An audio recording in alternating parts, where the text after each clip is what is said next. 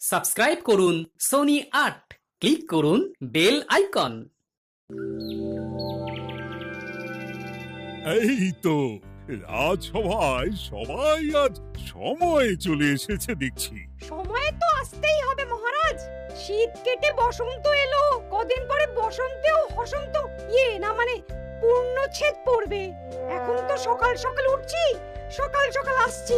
কি বললে পণ্ডিত? কিছুই মাথা মুন্ডু বুঝলাম না। পণ্ডিত মশাই সোজা ভাষায় বলতে চাইছেন গরমকাল চলে এলো, তাই ঘুম ভাঙতে কারো দেরি হচ্ছে না, তাই সবাই তাড়াতাড়ি আসছে। একদম তাই। হ্যাঁ, গরমকাল। গরমকালের প্রথম দিন মানে নববর্ষ, আর নববর্ষ মানে হালখাতা। হালখাতা মানে মিষ্টি শরবত। আহা, বিকেল থেকে সন্ধেবেলাটা জমে জমজমাট।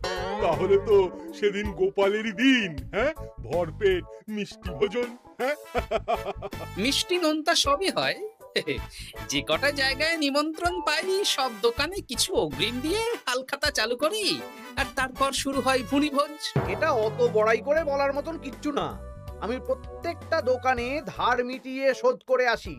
কোথাও কোনো ঋণ থাকে না। নতুন বছর নতুন জীবন। দেশ বিদেশ থেকে যে কত নিমন্ত্রণ আসে সে আর কি বলবো। দেশ বিদেশ থেকে নিমন্ত্রণ আসে আপনার? সত্যি কথাই বলছি, আমার বাড়িতে কত নিমন্ত্রণ আসে জানো? জানলে তোমার চোখ কপালে উঠবে।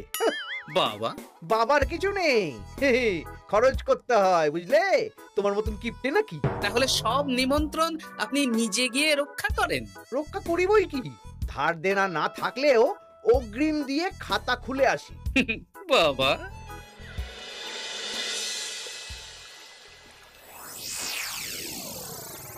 তোদের একটা কাজ করতে হবে। কি কাজ বলে ফেলুন? তোরা উঠতে বসতে গোপালকে জিজ্ঞেস করবি, কি গোপাল, কটা হাল খাতার নিমন্ত্রণ পেলে? মন্ত্রী মশাইকে তো 10টা দোকান থেকে বলেছে। বুঝে গেছি, গোপালকে আপনার কাছে আরো খাটো দেখানো হবে। এই যে শোনো, এই ফলেটা ধরো। আর মুদির দোকান থেকে 500 মুগ ডাল আর 1 কেজি চিনি নিয়ে এসো তো।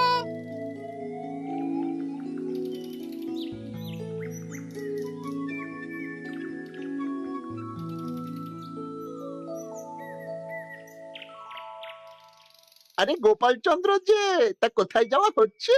নিজের বাড়িতে যাচ্ছি। আমি তো আর তোদের মতন বাউন্ডুলে নই যে দিন রাত রাস্তায় রাস্তায় ঘুরে বেড়াবো।